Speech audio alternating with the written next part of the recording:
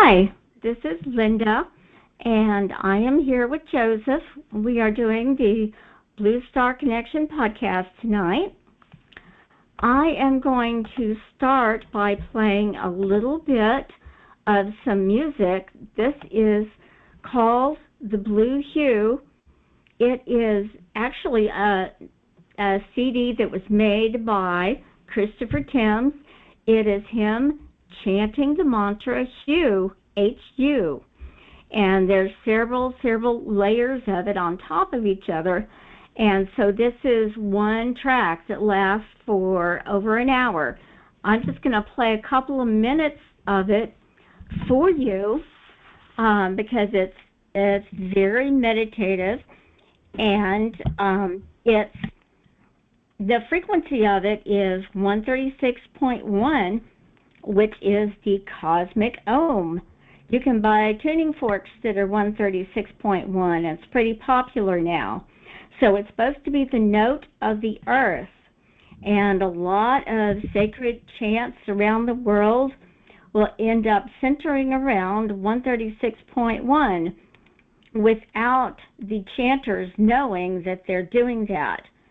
There's been people that research these things and go around to different tribes and monks and groups and found that a lot of people would chant at the frequency 136.1 because that's what they hear in their head. It's the sound of the other world. It's the sound of the earth. And so this recording is available on Christopher's website, and I'll tell you how to get it, but I'm just going to play it for a couple of minutes just so that you can listen to it and feel it. And this is something that those of us who do sound energy dynamics, the tuning fork technique, this is something that we will play in our sound tables. So if you're laying on a sound table, you will hear this and feel this vibrating through your body while you're getting a tuning with the tuning forks. Okay, so here we go.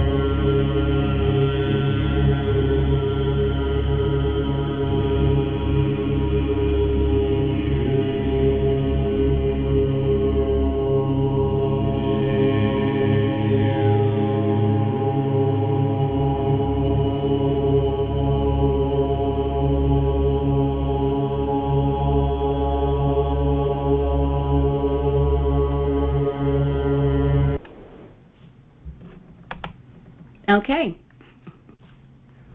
so that is called the Blue Hue, and if you go to Christopher's website, which is ChristopherTimms.com, you will find a link for the store, and if you click on that, it will probably want you to put in your email to register as a free community member, the community of the Blue Star.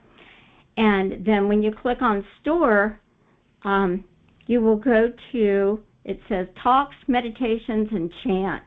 That's a subcategory in there. So if you click on that, then you will see the blue hue that's available as a download, and you can purchase that. So it's one of my favorite things to put on for meditation. It's really great. Okay, so the title of our talk tonight is, If Not Now, When? It's a really good question that we should all ask ourselves. We're in a time of transition for the planet, for the whole world, and we're moving out of the Piscean age into the Aquarian age, and the frequencies of all the energies are increasing, and that's coming from the sun with all the solar flares and the electromagnetic storms and activities, and also it's coming from the earth. The Schumann resonance is raising, and everything on the earth is kind of waking up a little bit. The brainwave state is raising up to a more alert level, and that's all the creatures and the plant life and the minerals and the people and everything, and volcanoes and earthquakes and weather and everything. Everything is just waking up and coming alive. So all of these energies can help us reach more potential, higher possibilities, if we can ride the winds of change, if we can have an open mind and see what we think we can imagine and try to access it. These energies are going to help us do that more easily. But at the same time, it's also making people more high-strung. So that is causing people to react more, maybe without thinking, and causing more chaos. So you can see all of that on the news, all of the stuff going on that seems like it's amplified. Everything is stimulated and going at a really fast pace. And so it could be a blessing or a curse. It depends on how you're dealing with it and how ready you are for it. Ready, willing, and able. The more ready, willing, and able you are, the easier it's going to be on you, and the more you can help other people who aren't quite so ready. So I'm wondering, this is my first question, how many people do you think really are aware that a shift is happening? I know people may be saying, oh, the world has gone crazy, but do they know why? Does the man on the street have any idea about the Aquarian age and the shift in consciousness and all of that? Or is it just a select few of us that think about those things? So I want to know what you think. I'm not sure. You know, I have some family members that say, yes, I believe that, and some, members that are just, no, the world is just a world and it's the same and there's nothing going on that's special at all. It's just crazy, it's just normal crazy. Well, from my experience, traveling the streets and walking around here in Melbourne, it really just depends on who you happen to talk to. It's not evenly spread out. I think if you talk to people who are more religious oriented, they're probably going to be still a little bit stuck in their religion. And there are some newer religions which are trying to be more open-minded, look at different things. We just don't meet that many people who will actually talk about this stuff very much. And I have found some that are actually quite good. It's like 1 in 100, something like that. So it's not a really common thing to find somebody who's connected with the spiritual side. It'd be good to take a survey, go out and talk to people, walk through the movement, see what's going on there. There are a lot of people who say they're spiritual, but they don't really behave like they're spiritual. So I don't really know how to define it. Depends on that person's own perception of what spiritual is. Very few people think that spiritual being. Yeah, I'd be interested to see. I think it's a little bit intimidating to talk to somebody that you don't know really well and mention something about the Aquarian age or going through a shift or the world is changing, because you don't know if they're going to agree with you or if they're going to think you're just some lunatic part of a cult or something, and they're going to run away screaming, Yeah. Well, I've run into all of those, and I'm still not afraid to say what I think is happening, but I try not to say something that will be too far for somebody to reach to right away. Start off with little things, and how times themselves that we're living in are moving very quickly, and chaotic things happening all, and we're trying to be peaceful amongst it all. And you try and see where they are in that. Just keep going back and forth with whatever they can give you. And if you do that slowly and not in a big hurry about what you get out of them, usually they start opening up after that. But they feel like they're safe. So it just depends on where you are, really. Restaurants, some of them are quite high-class restaurants, higher class of people, and they're not any worse or better than anybody else, I can tell. They just have a higher education, but those people that have money usually don't have the same kind of connection with spirituality as most people do, because they seem to think they made, so they're not worried about it. So that makes it harder for them to speak about much spiritual. Maybe that's just my perception. That's what I've realized from time to time. So you try, see what's happening. Well, I understand that about the education. My son is very academic and very, very computer oriented and studying computer science and loves to read scientific things, and so he thinks spirituality is like the opposite of scientific, which of course it's not in my opinion.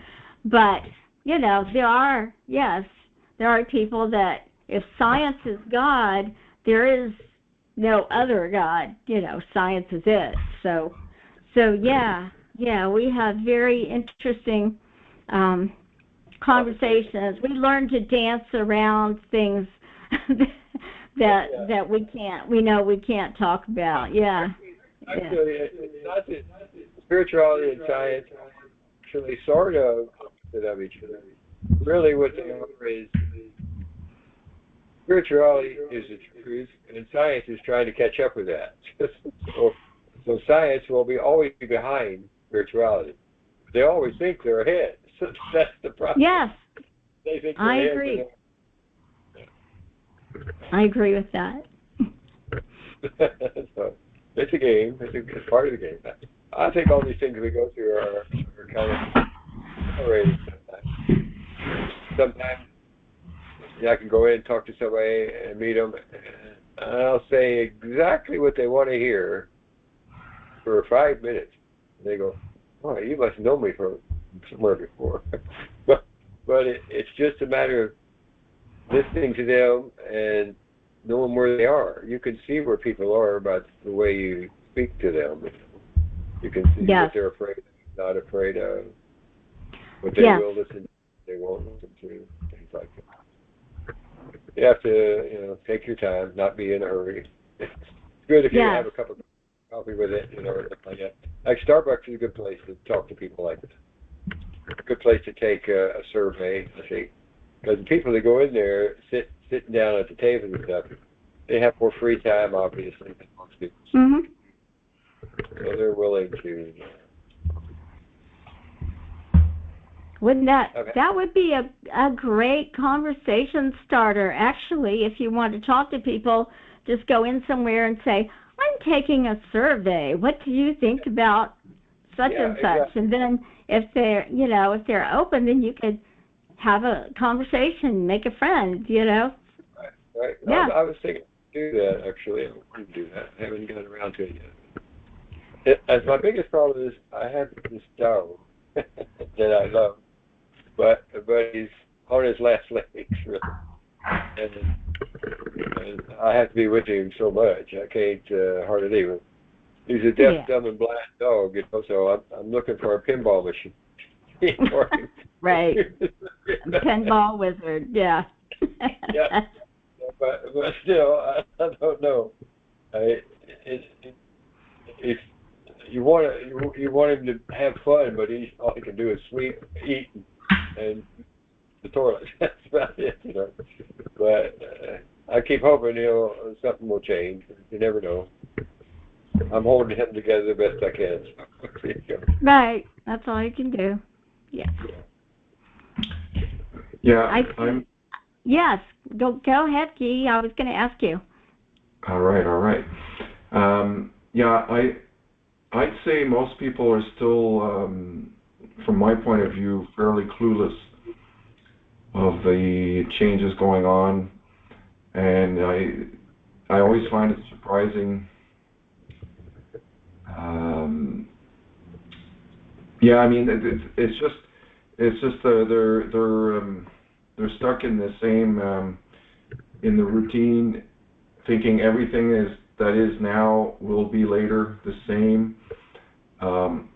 They just linearly project into the future, and not knowing that we're possibly on the cusp of an abyss of transformation.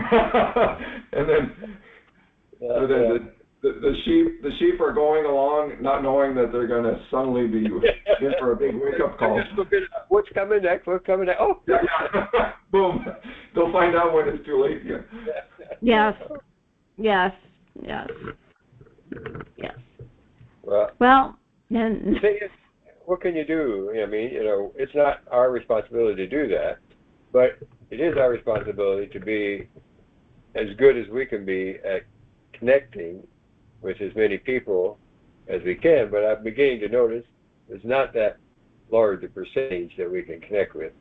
And maybe that's okay, because I think initially, if we ascend, which we're supposed to be doing, if we ascend, we need a group minimum size of 9,000 to begin a process.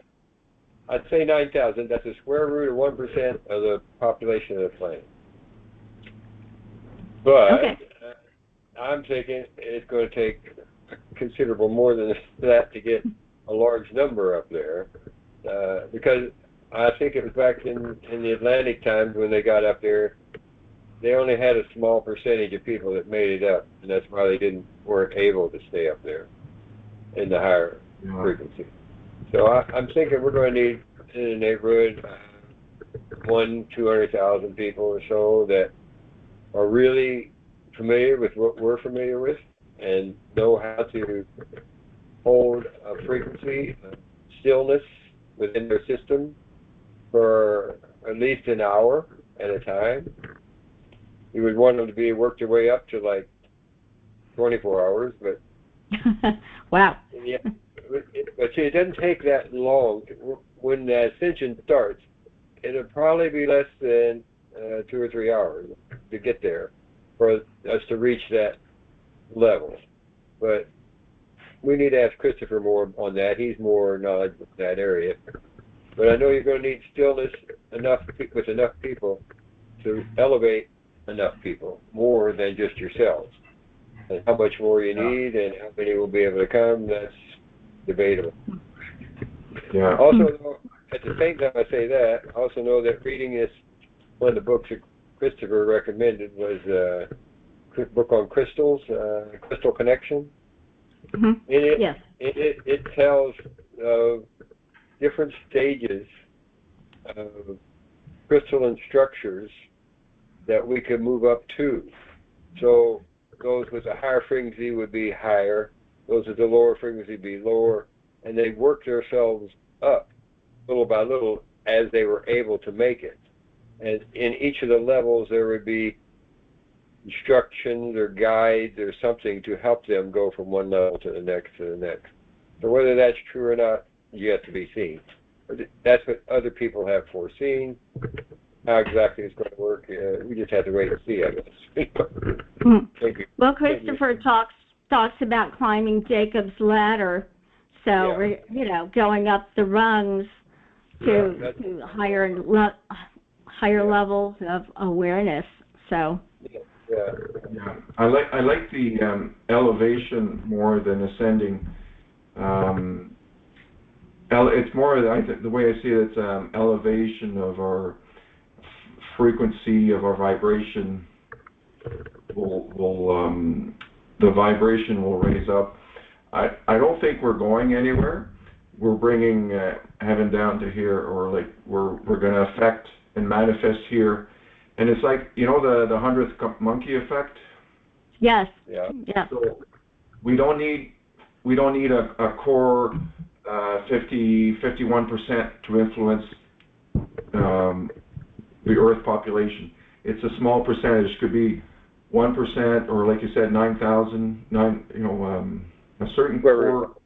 Yeah. There's a core percentage that the bright light that Joseph is, that Linda is, that I cultivate, and that's the best. The best thing we can do is cultivate the light and harness the energy in ourselves, and then we influence the global consciousness. And at one point, there's a critical point. It doesn't have to be 50%. It could be 1%, 10%, or smaller. It's just going to switch. And all of a sudden, boom, we're in another vibration. Right. That's the way I see it. You just get enough people with the right frequency, and boom, that's up. Yeah. That's just a question. It's radiating the light that we are. That's what our nature is. And if we can just be radiating whatever that means to us, love and light and peace and joy and harmony, understanding, all those wonderful hippie things, from the 60s. If we just radiate that, then it spreads. It spreads. It's an energy that spreads around us, and then other people catch it. And it helps them feel that, too. Yeah, also, I recently heard Edgar Cayce had one of the things that he read about the coming times in 2026, 2027. It said the children that are born in 2020, around there, will be children that are already attuned to the higher frequencies. So as they grow up, they won't be believing any of the things that the older people are telling them. They will just have a different view of life. So that's probably going to make a big difference as we go along here too. Yeah. All those things put together. They won't have to deprogram. They won't have to unlearn things that we were taught, that we've had to unlearn. Yeah, I'm feeling that now, going through all those things. You'd be surprised how much a helicopter can control you. Your thoughts. It's amazing, all the things. And even changes your voice. You know, you got to yell because you're making a loud machine. You know, so what can you do? Changes Right. everything. Right. Yeah, Linda, you were saying about the. It made me think about something. You know, like in the '60s, late '60s, early '70s. There seems to me there was more of an awareness of consciousness that the hippies at the time were more in tune and stuff. And I think now there's not that popular mass of what's the equivalent of the hippie now, that we don't have that as much in the population, right? Yeah, we need to bring back Woodstock and start all over. Yeah. Yeah. Yeah. That'd be good. Yeah, I was thinking that the other day, we should have a lot of 60s and 70s music because it all had all this stuff in it, you know, all the spirituality stuff was all in there back then. It did. It was very mystical. It had a lot of really potent ideas in there if you listen. And yeah. Yeah, and the Beatles are amazing stuff for them as well. So Mhm. I love Donovan's stuff. He was yeah. And nowadays I'd be hard pressed to think of artists or groups like that have that kind of message, you know. It seems all more materialistic, superficial. Yeah. They really received the message back then, and they were putting it out in music. Must not be receiving any of our musicians now. They're not. The companies care about what gets played on the radio and whether they think the man on the street will like it. So it doesn't have to have substance. It just has to be ear candy. Yeah. You know? Yeah. Ear candy. Yeah, I hadn't heard it that way. Well, I wanted to bring up something that Christopher talks about, preparing for the future like you live in Florida and a hurricane is coming. And it applies, I mean, it applies literally, but it applies metaphorically because, I mean, in this period of time, I mean, we're not just talking about physical things that could happen like the geomagnetic storms that could knock out the grid, or AI doing evil things, or, you know, whatever, but also, I mean, emotionally, mentally, subconsciously, you know, I mean, hurricanes, so to speak, on every level, storms, you know, coming at us that we need to be prepared for, storms of people that are reacting without thinking and doing crazy stuff, storms of like mass consciousness with ideas that maybe really aren't peace, love, and understanding, you know, all that kind of stuff. So, and thinking about preparing for storms on any level, what kind of ideas come to you? I mean, I know, for me, as far as a physical level, actual like survival type stuff, I was in Hurricane Helene because I'm in Asheville, North Carolina, and we were without water for 3 weeks. We had the military outpost giving out food and water bottles, and we couldn't get gasoline. We couldn't get into the stores because there was no electricity. The cell phones didn't work. The internet didn't work. You know, it was something. It was something. And one thing I realized, I was the only person around that had a battery-powered radio.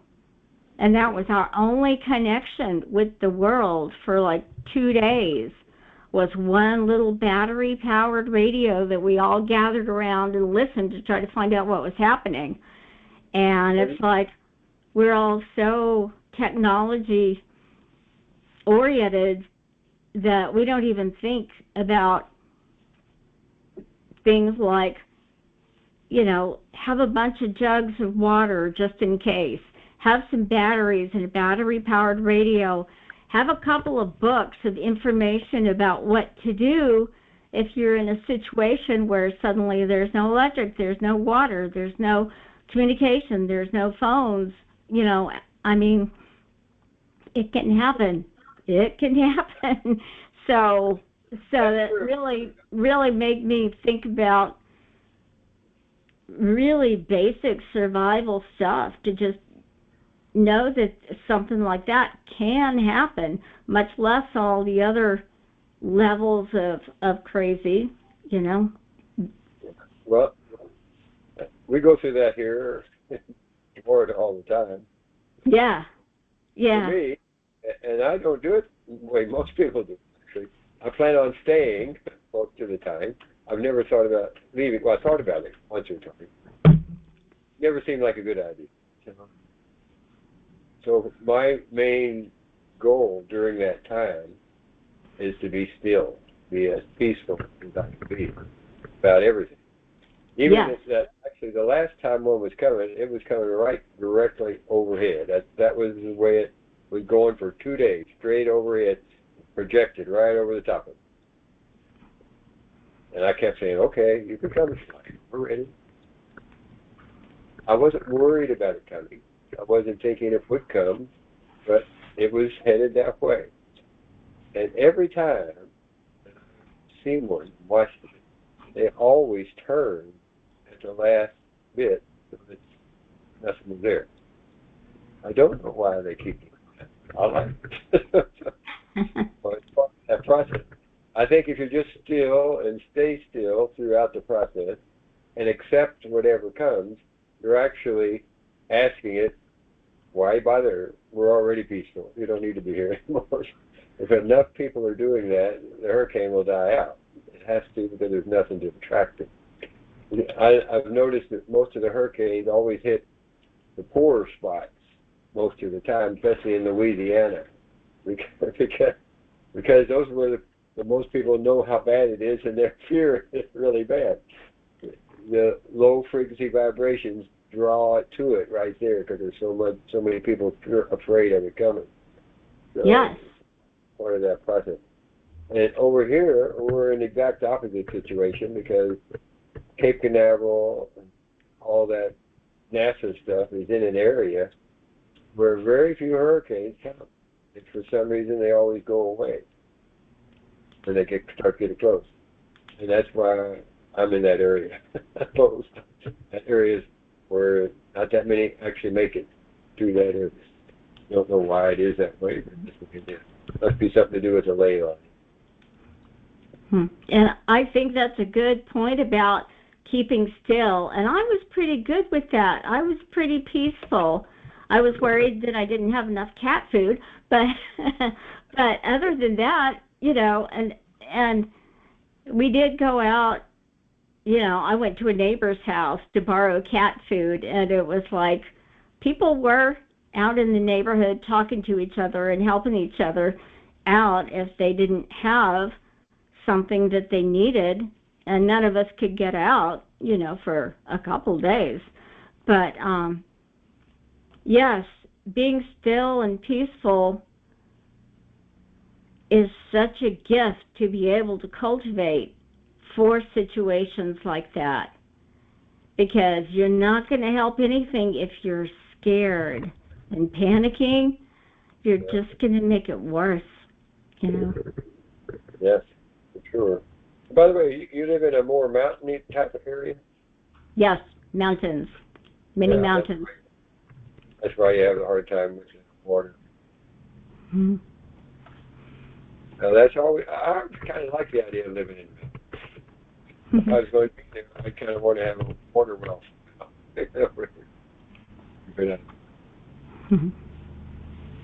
Problem with mountains is a lot hard to find water when you're in the mountains.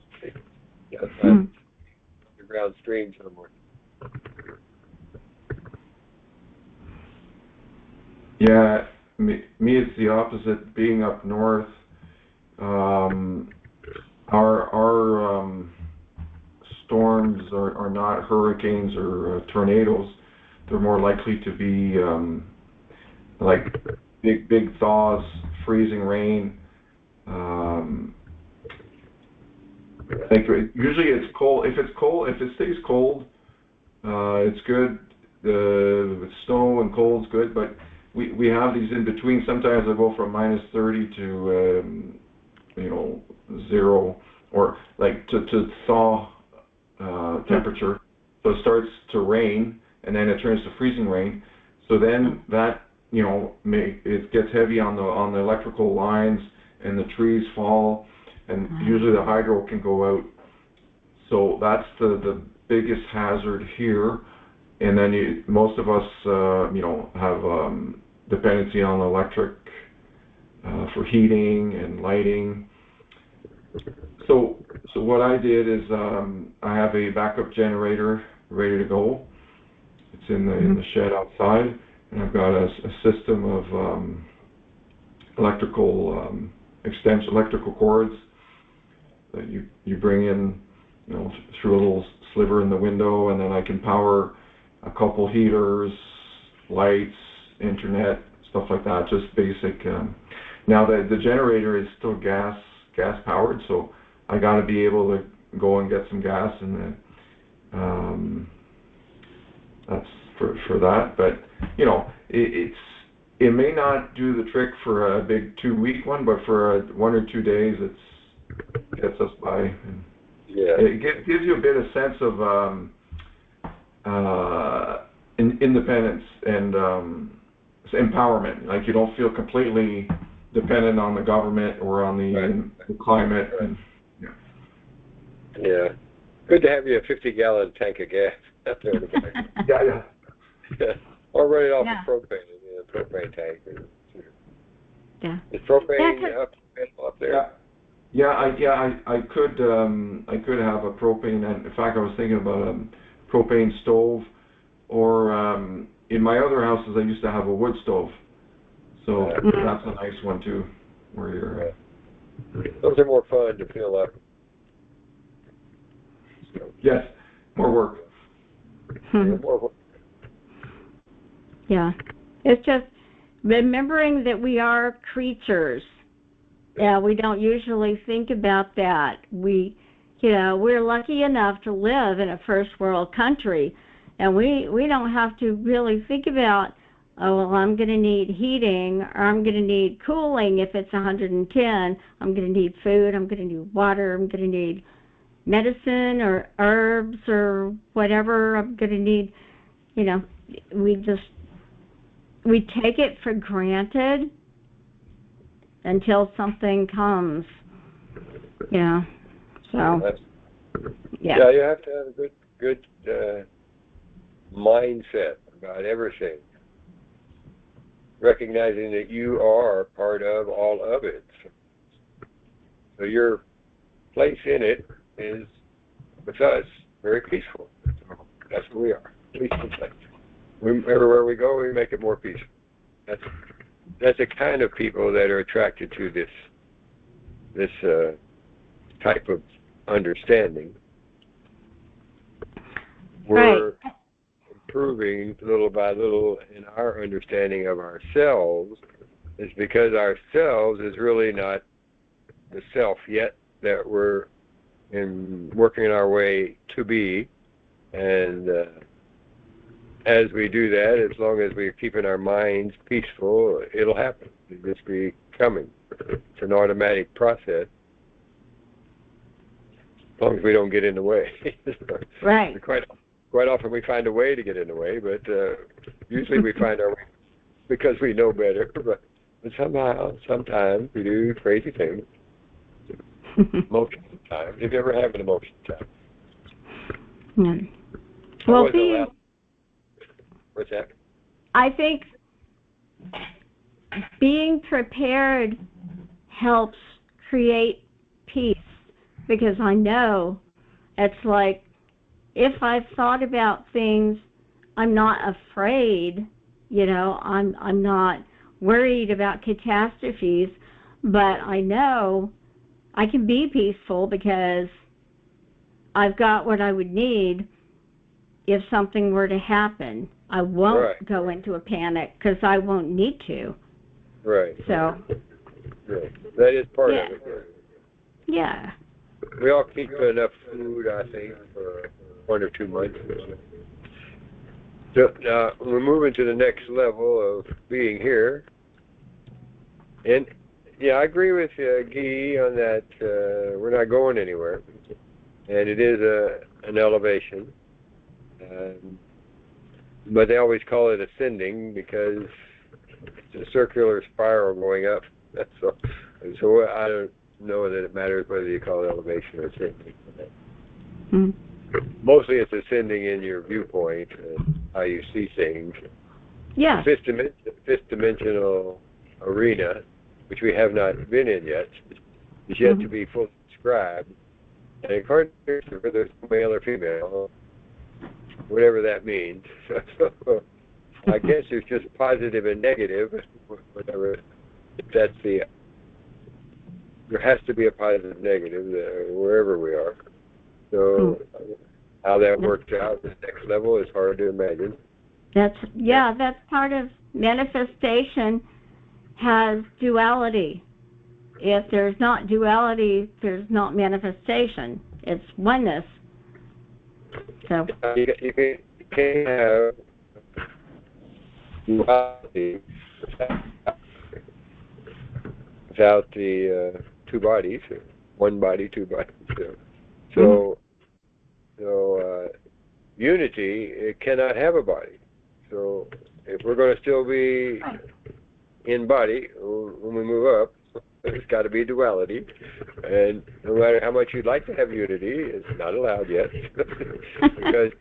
because you're supposed to experience this time so that you have an awareness of it that grows, that you can explain to other people yourself and let other people know exactly what's going on as much as you can, really, whatever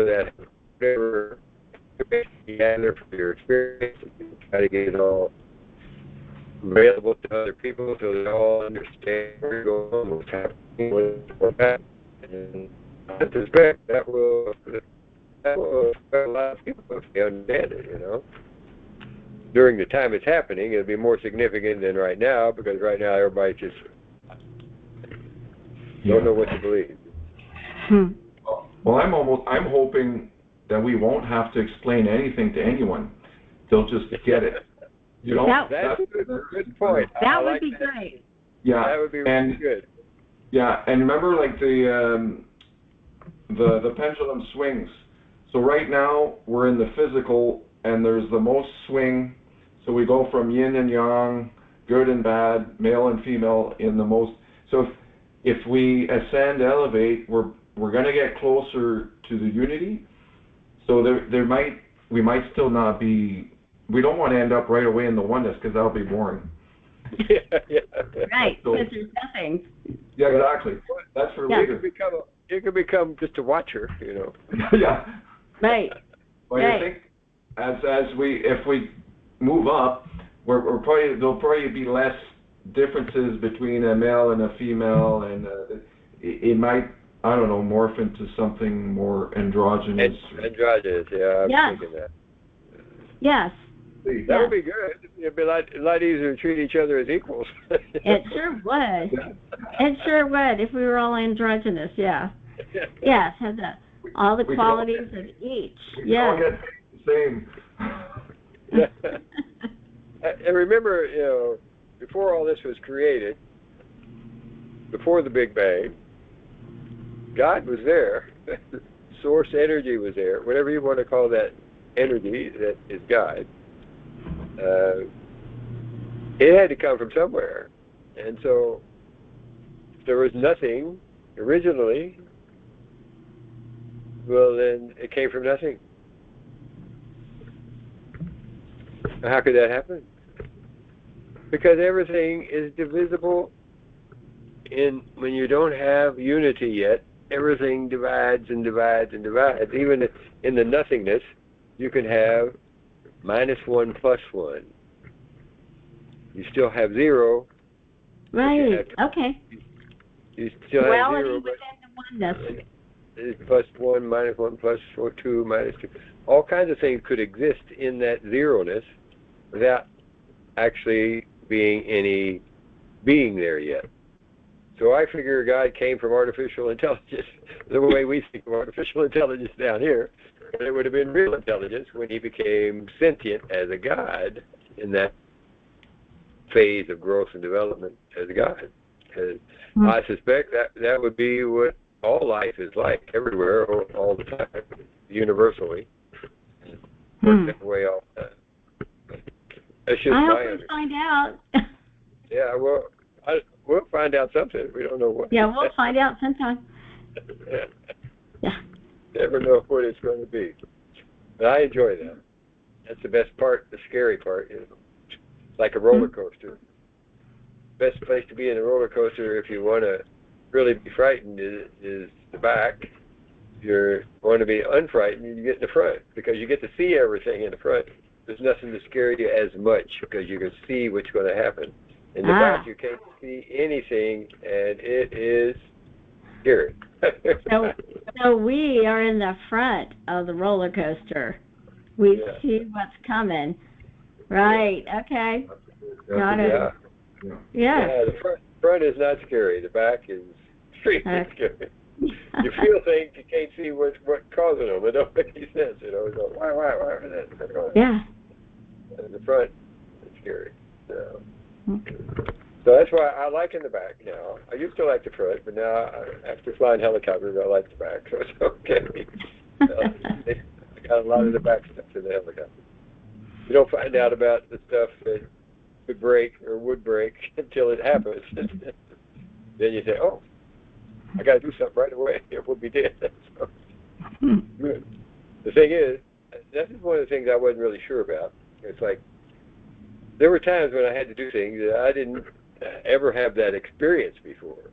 Never even heard of it before. But I had to do something. And when that happened, that's exactly the time that I somehow had the information I needed to do the right thing. That has to be the Holy Spirit of something, you know.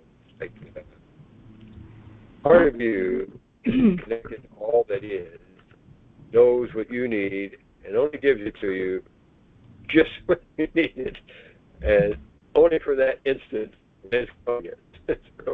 But that, in a man, is more what we would think of as intuition, whereas in a woman, more likely creative imagination would come into thoughts as possible reasons for that to be that way.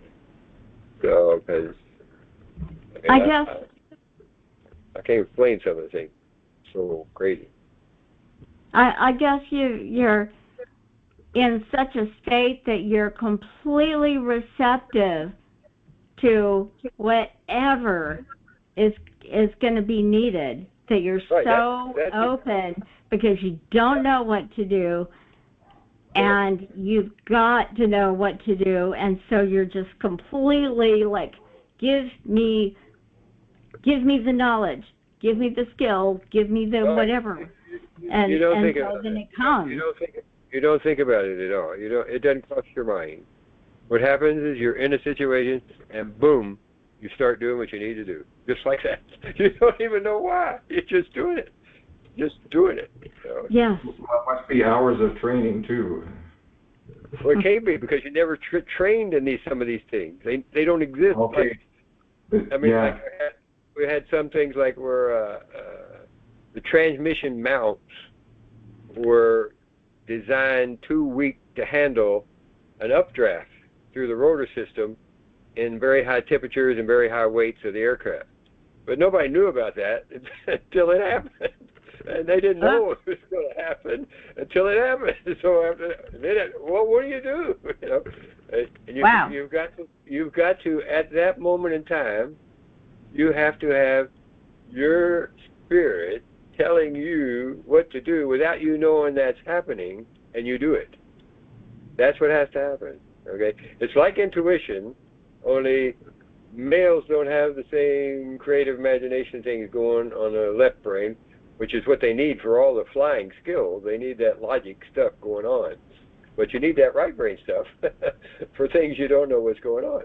And we don't have it prepared. We have the logic already, but that's the time when that spiritual connection happens, is when you're not afraid no matter what happens. If you're afraid when it happens, then you're going to have to figure it out yourself.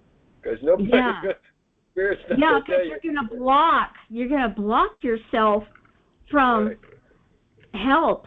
If you're afraid, then you're completely tensed up and blocked off. You put a shell around yourself so nothing can come in to help you. Right. Well, that's the same thing in all life. All life is like that. Whenever you get something that tenses you up, that's when you should become aware. I'm tensed up. I need to stop this. I don't need to have this. Let that go. It's not that important. Let that go. It's not that important. Anything that makes you feel that way, you know, anything. It's not just a flying helicopter. It's everything that you do that gets your attention to strong feelings about it. That's when you say, okay, back up, back up. That's not real. I'm making it real, but it's not real. I'm letting it go. Good. When you learn to do that regularly, then things stop happening. so that's what we all have to do, to learn to have that built in so that those things don't happen. And once you do that, you become more still, life becomes more organized, and it starts falling into place little by little. Right. You know, I can really appreciate all those hazardous experiences that I had because of the connection it established within me to feel like some part of me knows what's going to happen before it happens. I don't worry about it. I've had a couple of experiences like that in the car where all of a sudden I'm in this situation and there's a car right here and there's a car right here and I've got nowhere to go except straight ahead with like 6 inches on either side, and it's like, just live, just go, just be, just and it was fine. But it's like, if I would have panicked and clenched the wheel and swerved or anything, it would have been bad, you know. So it's like, you know, just take a breath and just do what is there to do, you know. It's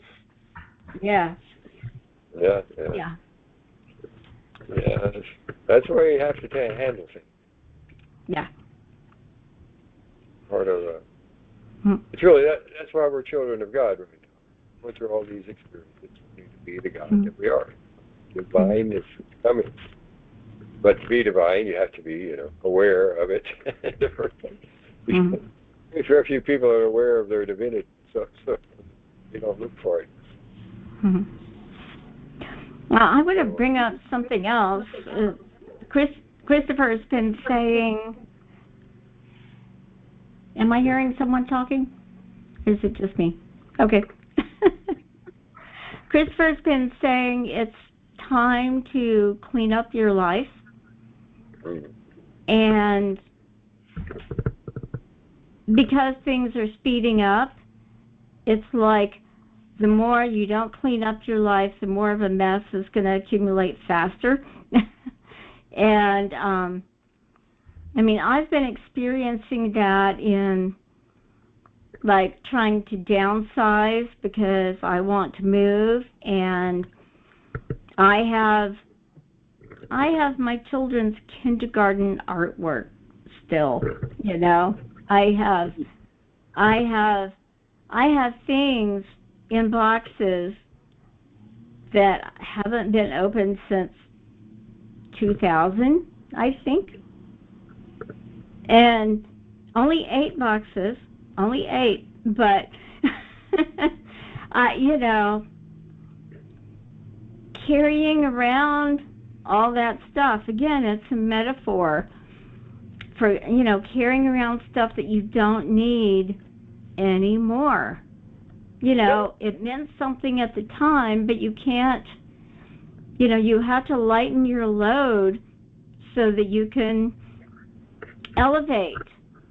You can't have so much stuff that means so much to you that it holds you down. You need to prioritize and see what you can let go of, mentally, emotionally, physically, all of it. Literally, it's like in physically moving locations, you have to look around and say, what do I not need anymore? And, if you can do that on all levels, you set yourself free.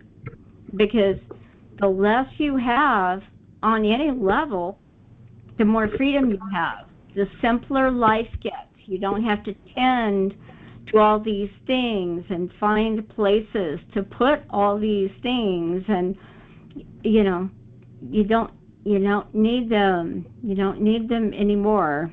And so that's one of the things that I'm trying to clean up is, we all have to downsize at some point in our lives, and this is my time. And another thing to clean up can be finances. If you've got money spread out all over the place in debts and credit cards and loans and whatever, it gets complex, and it gets to where you don't necessarily have the money you need when you need it if it's all divvied up and has other places to go. And so, cleaning up finances and, having essentials covered, but not, not having so many things that money has to go out for. To me, that's cleaning up as well, simplifying your life. Yeah. Well, I've been doing that since I was about 3, 4. Good for you. I started early because I had a lot of difficulties. But really, actually, for me, that's been a lifelong process. I've given away all of my possessions and all of my money twice. Wow. And all of my money one other time. But I didn't have any possessions because I already given them away. So wow. I know I can do that and start all over as though it was no big deal. And I did that when I retired and left my ex-wife in New York. I gave her everything and left. I had 7 boxes, would fit in the back of a sedan. So that's my total everything. I lived out of a suitcase all my life, 45 years. So for me, it's normal. It wasn't unusual. It didn't seem difficult. But it did have some pain associated with it. It's just, I'm used to that sort of thing. Yeah. When you get used to something, that puts you in a position where it's partially good and partially bad. Because right. you have to be aware of the pain that you're feeling and allow it to heal. And you do that by forgiving yourself or somebody else or whoever is associated with all of the emotional input. See, forgiving yourself and other people is the only way to get through to the next level. Otherwise, you'll be staying where you are for a long time, because that keeps attracting more of the same until it's gone. Yes. Also, at the same time, you must also be looking for a path that you can feel comfortable traveling for the near future, right then and there, now time. Just walk that path slowly. Not try to push yourself too far, too quick. Because you're letting things come to you again. Once you let go of that other stuff, it's actually a release on your system. It makes it easier for you to attract stuff as long as you don't keep holding on to the past. So once you let go of all that, things fall into place. My experience has been that way. Must be a logical thing. Logic in this world. It makes sense. It makes sense that, I mean, if you have a bunch of old stuff, you don't have room for anything new. You know, physically, emotionally, mentally, you know, you have to constantly sift through and purge and, you know, empty out your stuff so that you can get something new that's better, that will serve you now instead of what used to serve you 20 years ago. Yeah. I kept recognizing my change. I didn't think of it as a bad thing. I thought it was just a new thing to do something different. And I was looking forward to it actually in a lot of ways. I hadn't been out of my last job was overseas for 9 years. I was back in the U.S. again, and it was kind of and I came down here first time I've ever stayed in the same city for more than a couple of years. Apparently where I'm supposed to be. Even though I didn't know anybody here when I came here except Christopher. Right. It's working out pretty well. Mhm. Now I got my wife here. It's a family thing, which is the first stable family thing I've been in. It's taken some getting used to. I'm really good at that now. That's what's good. Yeah. First, wait a minute. Well, family's another thing that those of us who have changed over the years, and we may have very different perspectives and priorities from what we had years and years ago, and we may have family and friends that have not changed, and so sometimes it's like that is also stuff that gets left behind. You know, if you have a group of friends or sometimes family that you used to vibe together, you know, you all believe the same things and have the same interests and were kind of on the same level of awareness and so on, and then somewhere along the way you kind of took your own path and explored new things and got new interests, and then you didn't mean to leave them behind, but you kind of left them behind, and sometimes they feel like you left them behind, and it's like that's something that you have to deal with too, is the changing friends and families over time, you know, getting married, getting divorced, getting married again, you know, all of that is, you know, it's like a natural evolution of finding people that support you now and that understand you now as opposed to what you were like 20 years ago. And so, I mean, I've seen that over and over in my life. It's like people that I'm with until I'm not with, because we're not vibing together anymore. It's like I've taken one path and they've taken another path, and it's just, it's like, okay, well, that was good for a while, and now it's time to move on. So, yeah, that's a good point. It's also good to understand that in reality, if everybody had their own personal integrity all the time, family wouldn't be quite so important.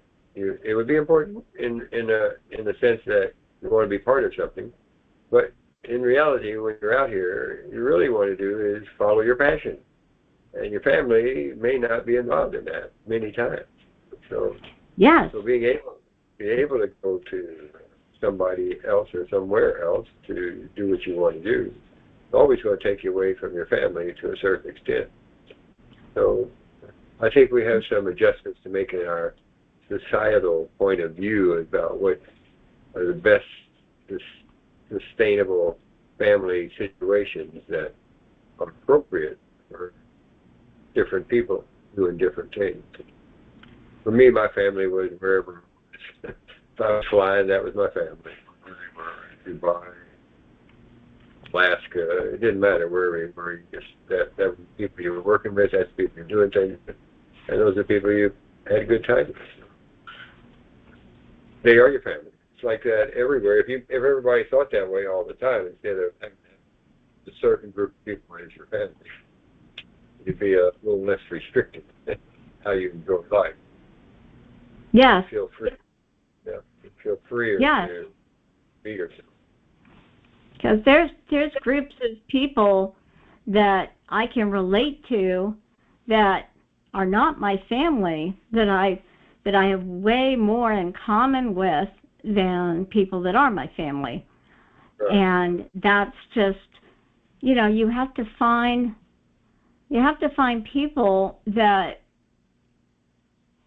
you do feel like you belong there, and that you support them and they support you. And like, for instance, me being a musician, it's like, well, I would go out and be part of music groups, and it's specifically about music. It has nothing to do with family, and it has nothing to do with me not wanting to spend every waking moment with family. But if I'm going to play music with musicians, I have to find those people. I have to find the musicians, and then I vibe with them on a whole completely different level. There's a music level that everybody's on the same page, and it's a family. It feels like family. It's a music family. And I need that in my life. I need people to do music with. And, it's completely separate from family. And I need people that are into spiritual teachings and meditation and all of these things. I need those people. I need those people to be around, whether that's family or not. Also, we need, we need our groups. We need our groups that we vibe with. I don't have any of those. Well, you've got one. You got the Blue Star Connection. We're together in classes, When you're out of the class, it's harder to find. And so I do my own meditation by myself, but I'm still learning how to do that as well as can be done. But I finally found somebody who can lead me in the best direction. He's a Zen master, so I'm a Zen type of person, probably also. But it takes 6 months, a year to start getting into. I'll see how that works. I'm looking forward to that, taking me closer into my heart, where I can really feel it like it was me. Because I know it hasn't had a lot of pain to go through. I don't know what the leftovers are in that regard. Subconscious stuff that's still there, you don't know exactly. But I'm Right. aware of it. Just don't know all the details. I'm sure those are things that just clear up. My life has been leading me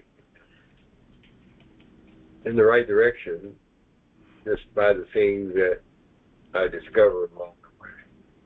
It's a discovery process. Yes. I didn't have any teachers growing up at all, really. Not even my parents weren't there for very much. So it was like, always I was trying to figure out what might be right. I usually knew right from wrong. I just didn't know what was right for me. That's a choice. But I never thought of me individually. I was always looking at relationships, that sort of thing. Mm-hmm. Trying to decide where I belong in a continuous process. I never really had a good understanding of that until up in these ages right now. I'm starting to understand myself a little better. I just want to be more in harmony with that. I'm starting to feel that now, which I haven't ever felt before. And a lot of it has to do with the internal side of it, feeling I don't know if you've done any humming. Have you familiar with humming? A little Have you done bit, it? yeah. Are you familiar with breathing techniques associated with humming? No. Okay, well, they're humming. I don't know if you heard about the vagal nerve system. Have you heard of that? The vagal nerve Yes. system? Okay, Yes. well that is the part of you that is stimulated by humming. Okay. You want to hum at a frequency where you can first feel it in the throat, and then you can feel it in the sternum and all the way down your chest. When you're humming Okay. and you feel it in those places, you're stimulating the vagal nerve. The vagal nerve is wrapped around all this area up in here, and it goes down your heart and all that. So if you can feel the hum in the back of your throat and down your neck and in your chest and stuff, and you feel it going down, and then you start feeling it vibrating all through there. Then you know you're doing something that you like. You don't know exactly why you like it, but it feels really good. So you know you're doing something that's really good for you. Back in the 30s, when they first started having submarines, the sailors on these submarines, and that when they'd be underwater for a long time, when they come back, they would age literally 10 or 20 years, really, in only a few months. Wow. Yeah, they didn't know what was causing all this. But it's a lack of stimulation from outside forces that are normally in your life. So they had to learn, the Navy had to have their doctors trying to figure out what caused these people to age so fast. And they found it was the vagal nerve that wasn't being stimulated, so it stops working and it stops letting anything get better. It doesn't do no healing in the body at all, so it ages faster. Wow. Wow. All you need to do to stop that is learn how to hum the right frequencies, and you fix it all. You only have to do a hum for 5 minutes a day, and your body's going to be in really good shape. Wow. Most of it. You won't get all of it, but there's a lot of things that you can learn about that. I'm surprised how much information is on the YouTube now. It's actually good information. Most of it is surveyed or created. The information that they give out is based on Harvard or some other big university telling about they discovered this and how they discovered it and all the things that it relates to. But when you see that, you know it has some validity to it, and so you can believe it a lot easier. And that's the important part in everything. Doesn't matter whether it's true or not. Yes. It matters that you believe it. Did you believe it? Right. That's right. And it doesn't contradict anything you already believe. You see, that's the tricky part that people don't pay attention to. I can believe that. But then over here on this side, I don't. Another part of you that wants to go do this thing over here is not going to believe it. So, yes. That's those inner voices that we all We all have a head full of inner voices that have all their own opinions. And I mean, they they counteract each other. Sometimes they agree, but sometimes they battle, and you don't know who to listen to. And that's another one of those those things that you have to purge is listen to all those inner voices and say, okay, you served me when I was 5, but you're not serving me now. Thank you and good night. We don't want to hear from your corner anymore. Yeah. Yeah. Yeah, that's your coherency you're dealing with, okay? And that is part of you that is mandatory in order to have stillness. Because if you got somebody over here arguing with you, from 20 years ago, when you don't really even remember it very much, but you know it's there, that's the thing. You got to let go of all things. Now, if you can actually find a way to let each one of the parts play a role in your evolving, so that each one still feels like it was a good part of you. Yes. So you're not really condemning any of yourself. You're just saying, yeah, that's what I needed back then because I didn't feel this way about that. I needed to learn this. So I had to feel that way then so I could feel this way now.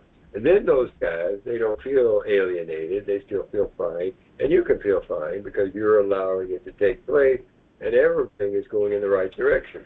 And that's what we all have to do with all these things that are going on in our lives. As long as we keep allowing ourselves to believe in all the things that are in best interest of all parts of you, not just some, all parts of you. The bad stuff, the good stuff, it all has a place in your life. There's nothing really bad. It's just a place taker till you get through that to the next place, another place taker till you get to the next place, and keep going. It's like the Jacob's ladder thing. You're just still climbing little by little, and each place that you go along the way is part of the coherency of the whole process. So you never feel bad about anything. You never feel overly good about anything. You feel like this is all just me being me. Right. Until you evolve into who you really are. Yeah, and you can appreciate, you can find these things that you can appreciate every voice for. Your microphone? You lost your microphone. Not hearing anything. Hello? Can you hear me now? Are you hearing me? Yes, I hear you. Well, your mic is not working now. I don't know why.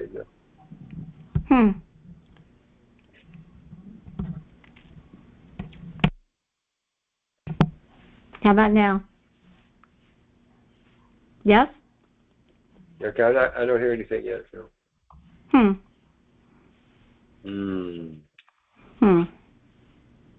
Well, I see. I guess Guy left. Okay, that's good. Yeah. No, not a word. I can't hear anything. Everything's so mind's still working. Do you still hear me over there? I still hear you. Yeah. Did you check your sound under preferences?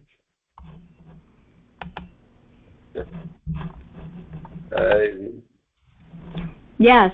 It looks like it's still working. Mine's still working. Yeah, looks like it's good. Everything good over here. So, well, we can just say this is a good time to leave anyway, so it's not good enough. So, thank you very much for joining and having a good conversation about real life stuff. Yes. Have a good night. Good night. Talk to you again tomorrow when we can talk. Okay.